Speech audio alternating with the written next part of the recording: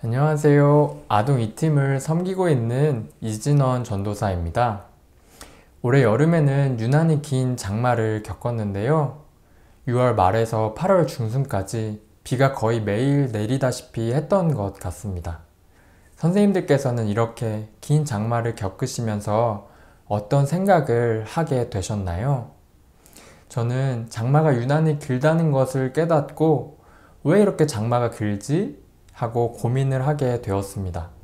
그리고 너무 비가 많이 내려서 힘들다 라고 생각도 하게 되었습니다.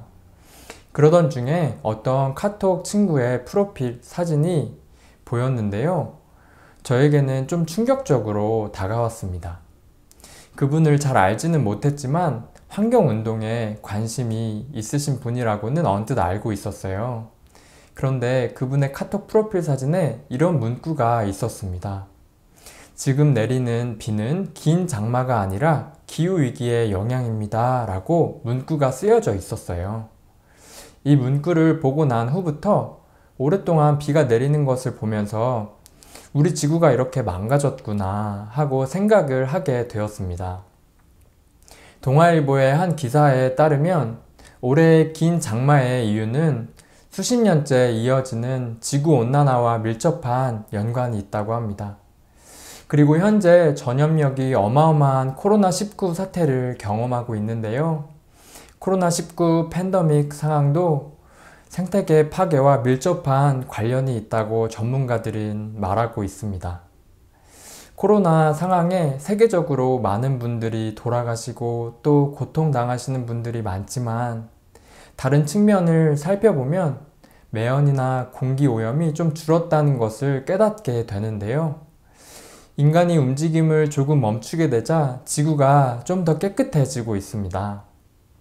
중국의 탄소 배출이 25% 이상 줄어들면서 대기의 질이 깨끗해졌고 또 관광객으로 몸살을 앓던 베네치아 운하에는 60년 만에 물고기가 돌아왔다고 합니다.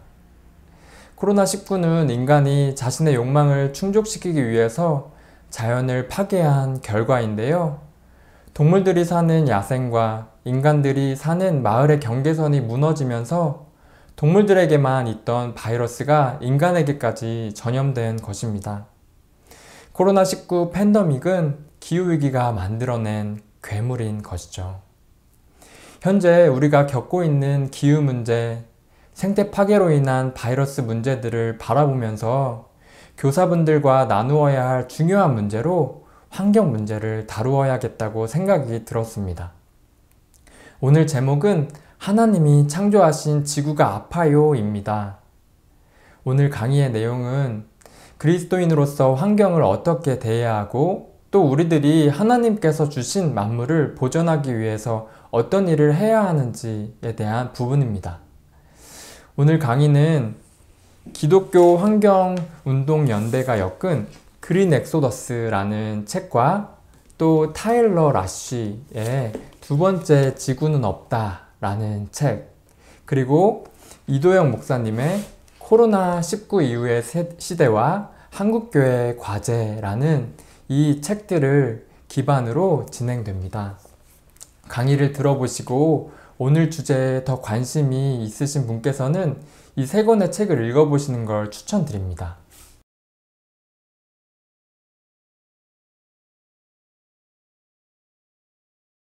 오늘은 생태신학이 무엇인지부터 알아보려고 하는데요. 저는 신학대학원에 입학해서 처음으로 생태신학이라는 용어를 들어보았습니다. 생태신학은 하나님께서 지으신 생태계에 대해서 성경이 어떻게 말씀하고 있고 또 여러 기후위기와 환경파괴 문제 속에서 기독교인인 우리는 어떻게 실천하면서 살아가야 할지 연구하는 신학의 분야인데요. 저는 신학대학원에서 생태신학이라는 용어를 접하고 배우면서 그제서야 그리스도인으로서 어떻게 하면 하나님께서 창조하신 지구를 회복하게 하는데 도울 수 있을지 고민하게 되었습니다. 생태신학 분야에서는 그동안 우리가 읽어왔던 익숙한 성경의 말씀들을 생태계의 관점에서 좀 더 자세히 읽으려는 노력을 하고 또 그동안 해석해왔던 성경 본문을 비판적인 시각을 가지고 재해석하려는 노력을 하고 있습니다. 생태신학의 관점으로 보면 창세기는 인간뿐 아니라 온 세계를 하나님의 창조물로, 또 하나님을 인간을 포함한 온 세계의 창조주로 고백하는데요. 창세기 1장에서는 하나님께서 세계 전체를 기뻐하시고 축복하신 분으로 말하고 있습니다. 하지만 제 삶을 돌이켜보면 창조 이야기를 하나님의 형상인 인간이 범죄에서 하나님을 떠나간 인간의 창조와 구속의 이야기로만 읽어왔던 것 같습니다. 하지만 자연환경의 엄청난 파괴와 기후위기로 인한 지구상의 생명체들이 아파하는 이때에 우리는 창세기 이야기를 새롭게 읽어야 합니다. 생태신학의 관점으로 보았을 때 인간이 창조되기 전에 이미 동물들이 창조되었고 하나님의 축복을 받았습니다. 인간 역시 다른 동물들처럼 자연에서 나온 흙으로 지음을 받았고 때가 되면 그 고향인 흙으로 돌아가죠. 그리고 하나님께서 인간에게 명령하신 생육하고 번성하여 땅에 충만하라고 하신 그 말씀은 생명 있는 것들에 대한 약탈이 아닌 돌봄과 사랑을 뜻하는 것입니다.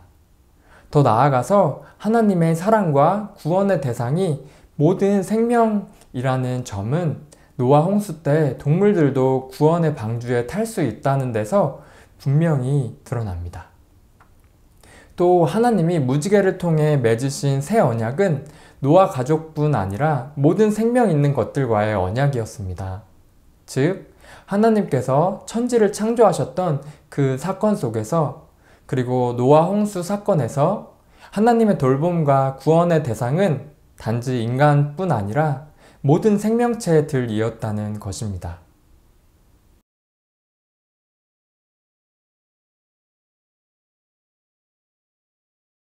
이사야서에서 이사야는 6장에서 소명을 받습니다. 그리고 구원에 관한 첫 번째 예언적 환상이 이사야서 11장에 나오는데요. 이사야서 11장 6절부터 8절에서는 이렇게 말씀하고 있습니다.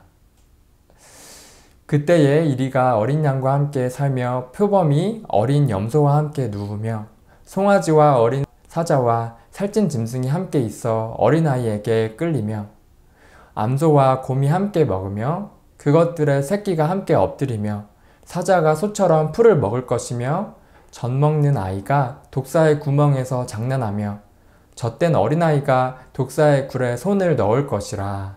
아멘. 우리는 특별히 이사야서 11장 6절에서 8절의 말씀에서 하나님께서 창조하신 동물들과 어린아이, 즉 동물과 사람이 얼마나 평화롭게 어울릴 수 있는지 알 수가 있습니다. 이사야서 11장은 구원의 맥락에서 주어진 비전이에요. 예수님께서는 이사야서의 비전을 성취하신 구원자이십니다. 마가복음 1장 13절을 보시게 되면 예수님이 시험을 이기시고 나서 들짐승과 함께 계셨다는 것을 보여주고 있습니다. 이처럼 예수님께서 들짐승과 함께 공동체를 이루시는 모습은 이사야서의 약속과 환상이 성취되었음을 보여주는 것이죠. 첫째 아담이 불순종하면서 다른 여러 관계가 깨어졌는데요. 그것과 함께 인간과 동물의 관계가 깨어졌습니다. 하지만 둘째 아담이신 예수님은 순종을 통해서 그 관계를 회복하셨습니다. 예수 그리스도께서 인간과 동식물을 포함해서 온 세상을 회복하시고 새롭게 창조하셨다는 것이 복음이죠. 마가복음 16장 15절 말씀에서는 너희는 온 천하에 다니며 만민에게 복음을 전파하라 라고 말씀하시는데요. 한글로 번역되는 과정에서 잘못 번역된 부분이 있습니다. 이 말씀에서 만민으로 번역한 단어는 영어로 all creation입니다. 해석하면 모든 사람들 뿐만 아니라 모든 창조물을 포함하고 있는 개념인 것입니다. 예수님은 모든 창조물에게 복음을 전파하라 라고 말씀하셨습니다. 왜 그럴까요? 사자와 어린 양, 어린아이가 함께 평화롭게 뛰노는 그 이사야의 비전이 성취되었기 때문입니다. 그렇기 때문에 예수님께서는 하나님의 아들들이 나타나기를 기다리며 탄식하는 모든 피조물에게 복음이 성취되었음을 선포하라고 하신 것이죠. 우리가 이사야서 11장의 비전을 성취하신 그 예수님의 구원을 인정한다면 동물 해방에 대한 비전까지 인정해야 할 것입니다. 우리는 이사야서 11장의 비전대로 인간이 동물을 죽이지도 않고 또 동물끼리도 서로 죽이는 일이 없는 새로운 세상에 대한 꿈을 꿀 수 있습니다. 예수 그리스도께서 이 비전을 궁극적으로 성취하셨고 재림을 통해서 최종적으로 완성하실 것입니다. 그리고 예수님께서 우리에게 전파하기 원하셨던 복음이 인간에게만 속한 것이 아니라 모든 창조물들에 속한 것이라면 우리는 모든 창조물들이 예수님의 생명과 사랑으로 온전히 회복되도록 이 지구를 아름답게 만들 필요가 있을 것입니다. 우리는 코로나19 앞에서 이러한 복음을 다시 선포해야 합니다. 생태회복의 세상에 대한 비전을 선포해야 하는 것이죠.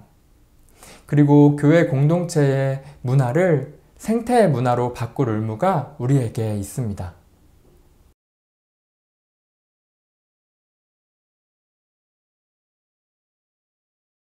선생님들은 은퇴 이후에 어떤 집에서 살고 싶으세요? 바닷가에 운치 있는 집에서 살고 싶으신가요? 아니면 정원을 낀 자연 경관이 좋은 집에서 살고 싶으신가요? 그런데 충격적인 것은 현재의 환경 문제, 또 기후 위기와 지구 온난화 문제가 계속된다면 바닷가에 집을 짓고 또 올레길을 걸으며 바다를 볼 수 있는 이런 집들을 구하기 어려울 가능성이 크다고 합니다. 기후 위기로 인해서 해수면이 상승하고 있기 때문인데요. 2050년에는 지금보다 해수면이 올라가서 많은 지역이 물에 잠기게 됩니다. IPCC라는 기구가 있는데요. IPCC는 지난해 제51회 총회에서 해양 및 빈권 특별 보고서를 채택했습니다. 그러면서 기후위기에 적극적으로 대응하지 않으면 해수면 상승으로 인해서 2050년에는 100년에 한 번 있을까 말까 한 극한 상황을 겪게 되고 2100년이면 해수면 상승이 1.10m에 이를 수 있다고 전망했습니다. 또 2050년에는 해수면 상승으로 3억 명이 사는 지역이 침수 피해를 당할 것이라는 연구 결과도 나오고 있습니다. 미국의 비영리 단체 클라이밋 센트럴 연구진은 위성사진과 AI를 활용해서 연구를 했는데요. 그 결과 2050년이면 베트남 남부 전 지역, 그리고 중국 상하이와 인도 붐바이의 상당한 면적이 바다에 잠긴다고 추정했습니다. 이외에도 환경 문제가 계속된다면 수많은 어려움이 초래되는데요. 데이비드 월러스 웰즈가 집필한 2050 거주 불능 지구라는 책에서는 12가지 기후재난의 실제와 미래를 말하고 있습니다. 이 부분을 읽으면서 굉장히 충격적이라서 영상에 넣어야 할지 말아야 할지 많이 고민하였습니다. 하지만 현재 어떤 전망들이 이어지고 있는지 나누고 싶어서 소개합니다. 첫 번째, 살인적인 폭염이 지속되어서 열사병으로 수많은 사람이 죽어가게 되고, 두 번째로 빈곤과 굶주림이 지속됩니다. 땅이 황폐화되고 전례 없는 가뭄과 폭우로 곡식 생산량이 저하되고 곡식의 영양이 붕괴된다고 합니다. 세 번째, 앞서 말씀드린 것처럼 빙하가 녹으면서 해수면이 높아져서 많은 도시가 물에 잠길 것입니다. 해수면이 높아지는 것뿐만 아니라 폭우와 해일 때문에 강이 넘쳐나는 홍수도 문제가 된다고 합니다. 네 번째로 산불이 치솟는다고 합니다. 화재철이라는 단어가 사라질 정도로 연중무휴, 잦은 횟수와 광범위한 규모로 산불이 많이 일어날 것이라고 전망합니다. 다섯 번째, 500년에 한 번 있을까 말까한 재난이 일상이 되고, 여섯 번째는 갈증과 가뭄이 심해집니다. 가뭄으로 인해 거대 호수마저 바닥을 드러내고 있고, 수자원을 둘러싼 물 전쟁이 심각한 상황이라고 합니다. 일곱 번째는 바다가 지구 온도 조절 능력을 상실하고 있다고 하는데요. 바다 중에 13%만이 손상되지 않은 상태입니다. 태평양에 거대 쓰레기 섬이 만들어져 있고, 또 미세 플라스틱 오염은 심각한 상황에 이르렀습니다.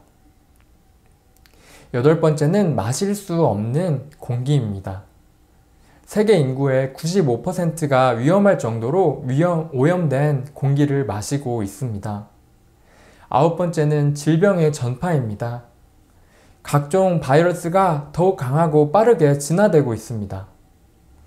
11번째는 기후 분쟁이 일어날 것이라고 하는데요. 헐벗은 지구 위에서 빽빽한 인구가 벌이는 자원 전쟁이 늘고 있고, 환경 난민들이 증폭하고 있다고 전망합니다. 12번째는 시스템의 붕괴입니다. 인간이 살아갈 수 없는 생활 조건이 일상이 되는 상태가 되어서 몸과 마음, 사회의 시스템이 무너지게 됩니다.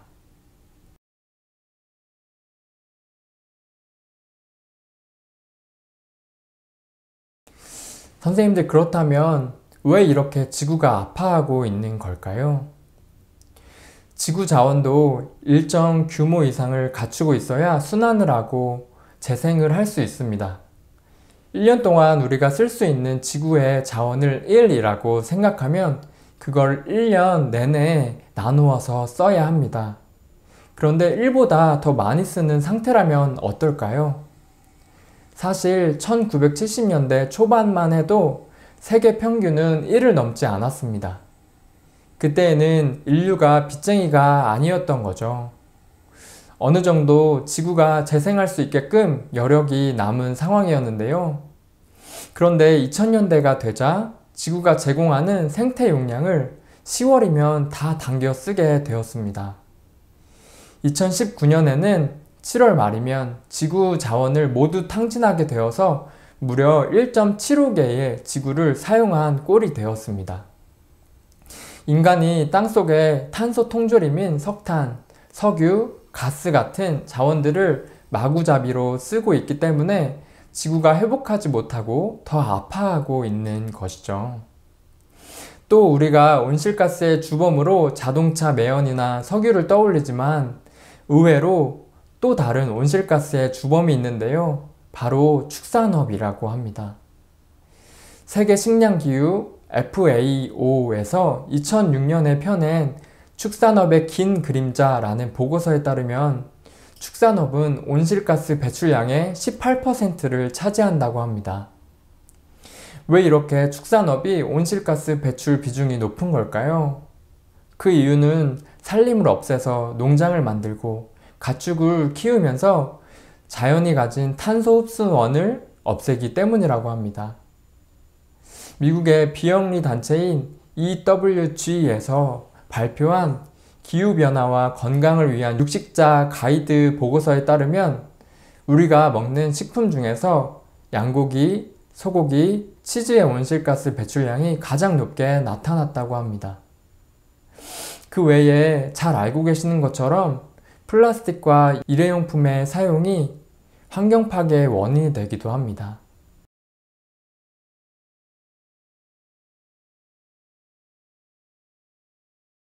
선생님들, 그러면 우리는 하나님께서 아름답게 창조하신 지구가 아파하지 않도록 하기 위해서 어떤 일들을 할 수 있을까요? 첫 번째로 우리가 개인적으로 할 수 있는 일은 환경을 고려하는 기업을 선택하는 것입니다. 요즘에는 환경 문제를 인식한 많은 기업들이 환경을 보호하고 자원을 재사용하는 방향으로 환경 문제 해결에 동참하고 있는데요. 그 중에서 몇 개의 기업을 소개하려고 합니다. 먼저 노스페이스라는 회사가 있는데요. 선생님들께서도 노스페이스라는 의료회사를 잘 아실 거예요. 노스페이스는 최근에 지구 환경 보호와 자원 재활용의 중요성을 알리기 위해서 올바른 페트병 분리배출법을 안내하고 동참하는 것을 권장하고 있습니다. 그리고 동물복지를 고려해서 오리와 거위의 사육을 하고 도축을 해서 옷을 만들고 있습니다. 그리고 100% 페트병을 재활용한 소재로 옷을 만드는 노력도 하고 있습니다. 다음으로 파타고니아라는 아웃도어 브랜드가 있는데요. 파타고니아 회사는 자신의 존재 이유를 이렇게 말합니다. 우리는 우리의 터전, 지구를 되살리기 위해 사업을 합니다 라고 말을 하고 있습니다. 파타고니아의 의류 또한 폐플라스틱을 재활용해서 만들고 있습니다. 그리고 포장재 또한 재생소재 100%로 전환하는 노력을 하고 있습니다. 이외에도 스타벅스에서는 플라스틱 빨대에 관한 환경오염 논란이 불거지자 선도적으로 종이 빨대로 바꾸는 일을 했습니다. 그리고 매장에서는 머그컵 사용을 권하고 있고 또 텀블러를 가지고 와서 음료를 구매하면 가격을 할인해 주기도 합니다. 스타벅스 일회용 컵을 보시면 FSC라는 표시가 있는 것을 보실 수 있는데요. 산림관리협의회 인증 마크라고 합니다. FSC는 열대림 보호와 지속 가능한 산림 경영을 위해서 1993년에 설립된 국제 비영리 단체라고 합니다. 이외에도 여러 기업들이 환경 보호와 자원을 재활용하기 위한 사업을 추진하고 있습니다. 우리 그리스도인이 환경에 관심을 갖고 일하는 기업들을 알고 또 고려해서 물건도 구입한다면 더 많은 기업들이 환경보호 사업의 경쟁력을 갖기 위해서 노력할 것이라고 생각합니다. 그리고 개인적으로 좀 더 쉬우면서도 함께 실천하실 수 있는 10가지 실천 목록들을 소개해 드리겠습니다. 첫 번째, 여름 냉방은 1도 높게, 겨울 난방은 1도 낮게 설정하기. 두 번째, 과대 포장한 제품, 선물 세트 등은 피하기. 세 번째, 재활용이 어려운 유색 페트병 대신 투명 페트병을 사용하고 분리 배출하기. 네 번째, 플라스틱 통은 여러 번 재사용하기. 다섯 번째, 음료 마실 때 빨대나 일회용 플라스틱 컵 사용하지 않기. 여섯 번째, 수도꼭지를 잘 잠그고 샤워 시간 줄이기. 일곱 번째, 화장지, 종이, 가구 등 모든 목재 및 임산물에 FSC라는 국제산림관리협의회 인증 라벨 확인하기. 이 인증 라벨을 확인하고 물품을 구매하신다면 숲과 야생동물을 모두 보존할 수 있습니다. 여덟 번째, 종이를 절약하여 사용하고 재활용하기. 아홉 번째, 가능한 걷거나 자전거 및 대중교통 이용하기. 열 번째, 어린 생선, 풀치, 노가리, 총알 오징어 등 구매하지 않기.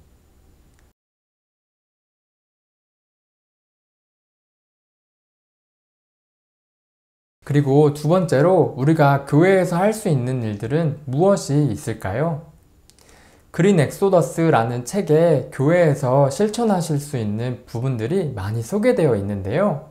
첫 번째로 초록 가게입니다. 우리는 교회에서 초록 가게를 열 수가 있습니다. 우리나라에서는 아나바다 장터라는 이름으로 열리기도 하는데요.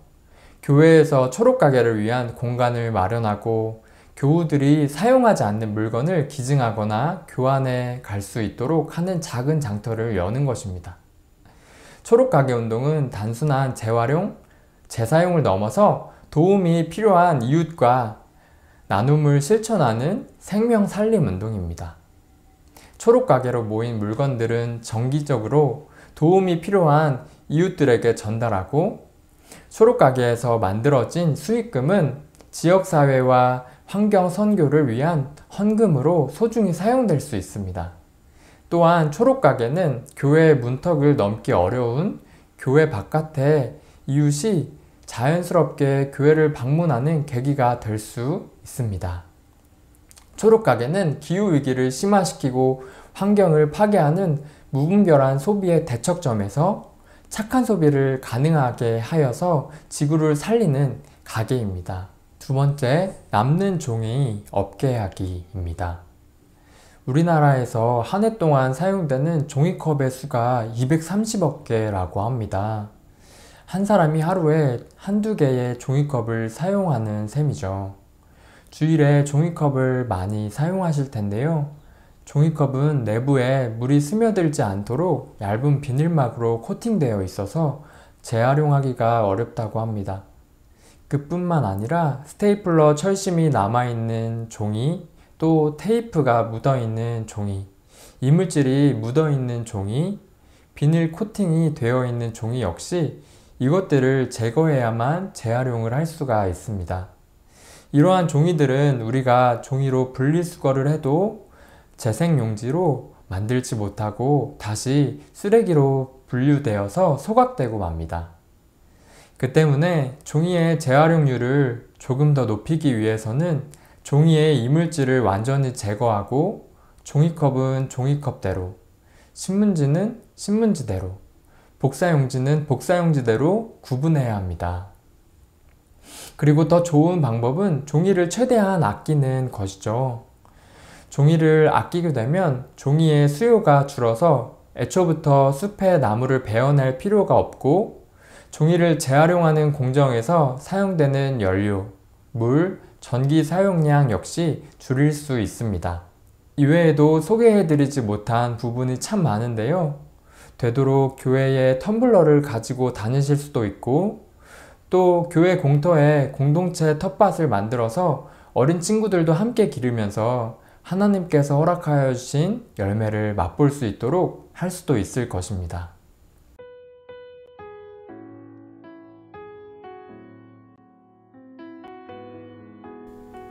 사랑하는 선생님들, 저도 이 강의를 준비하면서 하나님께서 창조하신 지구가 얼마나 아픈지, 또 우리가 어떤 일들을 할 수 있는지 조금이나마 더 알아갈 수 있었습니다. 저도 아직 부족하고 환경 문제를 위해서 노력해야 하는 부분이 정말 많은데요.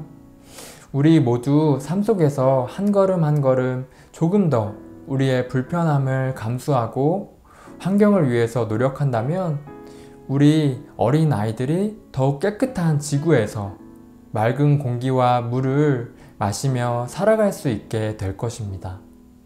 또한 모든 만물에 생명을 충만하게 하는 하나님의 일에 동참하실 수 있을 것입니다.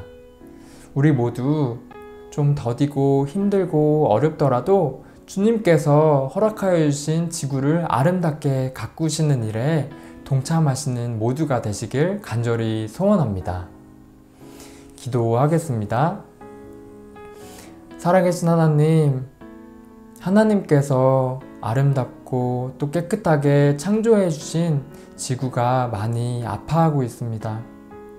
하나님, 이러한 생태 파괴와 환경 문제에 있어서 사람의 죄가 없다고 말할 수가 없습니다. 우리들의 잘못된 생활 태도 또 여러 가지 생태 파괴 문제를 일으킨 부분들을 용서하여 주시고 다시 한번 회개하오니 더욱더 깨끗한 지구를 만들기 위해서 노력하는 우리들이 될 수 있도록 인도하여 주시옵소서. 그리하여서 우리 모든 어린 친구들이 맑은 공기를 마시고 맑은 물을 마실 수 있는 그런 때가 빨리 올 수 있도록 인도하여 주시옵소서. 살아계신 예수 그리스도의 이름으로 기도드립니다. 아멘.